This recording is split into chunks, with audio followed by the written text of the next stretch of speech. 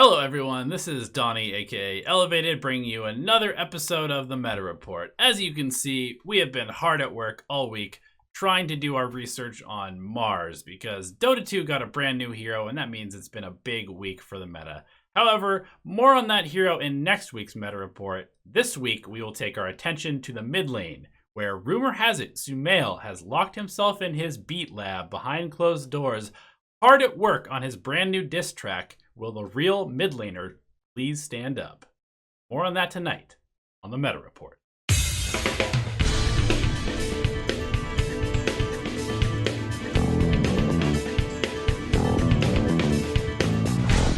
For the last year or so, mid lane has been in a pretty strange spot in the meta. There's a ton of emphasis on the carry and just securing the farm of a hyper late game hero such as a Terrorblade, Phantom Assassin, Phantom Lancer, or Arc Warden. This led to very aggro and strong dual lanes that looked to punish the weaker early game of these late game monsters. Before that, it was all about the roaming meta, and that meant that mid laners were kind of having to be dual and tri-lane just to survive because the roamers were so strong in controlling the tempo of the game. We were often seeing the hard carries actually being played in the mid lane because that was just simply the spot where most of the resources had to be dedicated.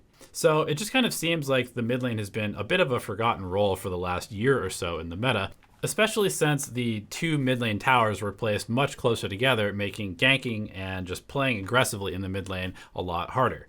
So I'm not trying to say that the mid lane hasn't had any impact in the game of Dota in the last year. I just mean that we've come quite a long way from when mid lane used to be that center of attention for their team, creating plays, making space, pushing towers, and doing all sorts of action-oriented things. I mean, we've even been in a meta where the mid lane's role was literally to just push the wave out and go farm the jungle for 45 minutes and then come out as a 6-slotted Medusa and win the game.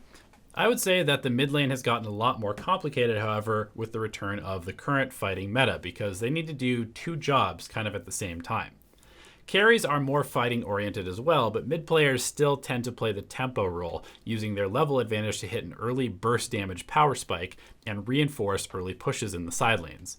In general, we see mid players experiencing mostly 1v1 lanes where the better matchup or more skilled laner will look to pressure the other via double waving them and kind of diving them under tower, or simply by heavy harassment. In response, the mid laner losing the lane generally responds by utilizing the quick bounce back of the lane due to the close proximity of the towers to return the creep pressure and then look to accelerate their farm using the nearby medium camp. So basically they push the wave out, they farm the medium camp, and they do that until they have caught up. With a good start, these high aggression mid heroes can look to become the enforcer for their team, making rotation after rotation once they feel strong enough. For example, Ember Spirit once he hits level 6, Viper once he gets his Rod of Atos, Kunkka's level 6, OD's level 6, etc. Once they've pulled ahead, it's the mid laner's job to keep their team ahead by applying pressure and always being ready to add their considerable influence and net worth to fights. It's quite common to see a snowballing mid laner completely controlling the game 4v5, while his carry just free farms on the exact opposite side of the map from everything else. Alternatively, sometimes you have a more aggressive safe lane hero that can join the battle like a Razor or Ursa, or safe lane Ember Spirit, and then look to deathball around your mid hero. It's also why we're seeing a lot of mid heroes going for these very, very early team fighting oriented items like Guardian Greaves, Rod of Atos, Veil, and anything that will just give them a big stat boost in the early game.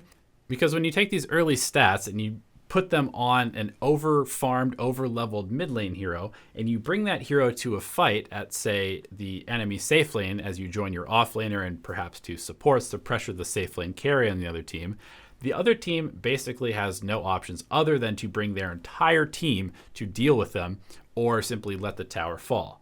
If they bring the whole team and try and take a fight, depending on how the mid lane went, you may even be able to win this fight 4v5 because of how powerful the mid laners tend to be around the 6 to 12 minute mark. And all this time, your safe laner is getting absolute free farm on basically 90% of the rest of the map if they want it. The other option is for the other team to just sacrifice their safe lane tower and let it go.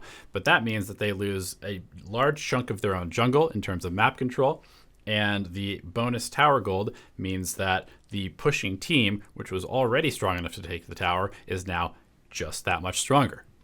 And this all sounds pretty snowbally, but there is plenty of recourse for a mid laner who is losing the lane or is very weak in the early stages. the mid tower is still the most important position to hold in all of Dota because of how much map control it gives you and how it allows you to control the center of the map and the Roche pit. So a mid laner who's in a disadvantageous matchup because of a draft or a gank or just general skill in the laning stage can simply push the waves off the tower or pull the creeps off the tower to safely farm them in between their tier 1 and tier 2, and basically just dedicate their resources to keeping the mid tower alive as long as possible. That becomes their job, just keeping the mid tower alive. And keep in mind that the other player who is winning the mid lane is trying to leave the mid lane because they want to push your tower down and then go push your other towers with the rest of their team because they're very strong. So if you can delay them from reinforcing their side lanes, you give your side lanes a reasonably good chance to win or come out so far ahead that even when the mid laner does leave to go reinforce those lanes, they actually don't end up being strong enough to win fights. What often ends up happening is a hero that wins in the creeps early on and gets a big lead and forces the other mid laner to play in this very defensive, de-pushing kind of passive style will often end up leaving the lane because that's what they're supposed to do. They're supposed to go help their team win fights around the rest of the map. But this leaves their tower vulnerable to being pushed by the mid laner who is playing passively to avoid feeding. And this means that the mid laner who lost the lane in terms of matchup or skill can now actually potentially win the lane outright by taking that mid lane tower, because even if you're behind in CS and you take the other team's tower, that's considered a lane win because that tower is so important. Also, if your entire focus is on keeping the creep waves off your tower and pushed out, it gives you a lot of extra time to go farm the medium camp that's right next to the mid lane. And that way you end up not being very far behind in terms of farm anyway, even if you're having a hard time approaching the creep waves because you're in a terrible matchup like a Ember Spirit against a Huskar, for example. Basically what it seems like is if you can start a snowball as a mid laner, you can have a massive advantage over the other team during the most important part of the current game. However, if you are a mid laner that should lose the lane very badly and you're able to stop the other mid laner from snowballing, you are going to give your team a huge amount of space because you're simply occupying the other player's time, or possibly even doing a counter snowball by taking their tower and killing any support who comes to defend it while the other mid laner is off trying to fight your team.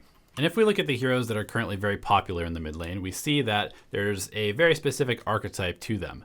We've got Monkey King, Pangolier, Viper, Kunkka, and Ember Spirit, all of which are heroes that are being picked a lot. They all are very aggressive at level 6. They all have big power spikes where they can join their team, win a team fight, and then start controlling the tempo of the game, enforcing the map, and allowing their hard carry to get their Midas, get their Radiance, or whatever other farming items they need, and scale towards being that late game insurance policy. So thank you so much for tuning in to this week's meta report. I hope this helps you understand where the current meta is at and where it might be going. Good luck, have fun in your games, and we will see you in our next video. Hello everyone, and thank you for watching the video. We genuinely appreciate your time and attention spent with us here on the YouTube channel.